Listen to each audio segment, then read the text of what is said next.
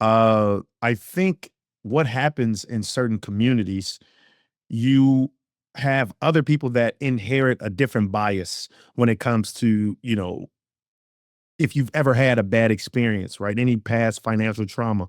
So you might have a parent, a relative, or a friend, and they might have a 400, 500, a 500, 600 credit score. And as a result, they're like, don't use credit cards. And quite often, a lot of people come up with that concept. Oh, you don't need credit, just use cash. Here's the reality.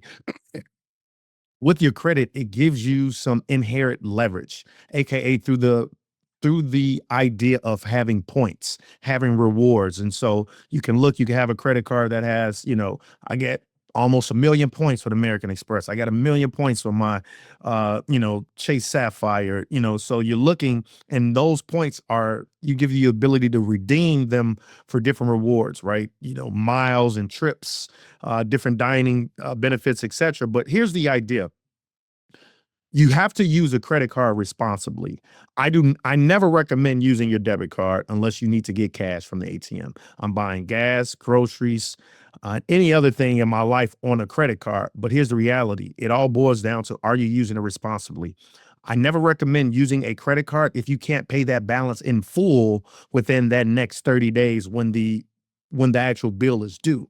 And so the way you look at a credit card is not saying I am borrowing money to then buy something that I can't afford. That is when a credit card does not make sense. A credit card makes sense if you're doing your day-to-day purchases, your monthly expenses, anything from your utility bills, groceries, etc., gas, etc. But the idea is you have to use it responsibly in order to truly benefit from it. And so I recommend only using a credit card if you can pay everything in full. So in short, in a very long-winded way of saying it is, you can use a credit card, but only if you could afford it. And the benefits of it is the points that you can eventually redeem and get discounts and free trips and hotel stays, etc.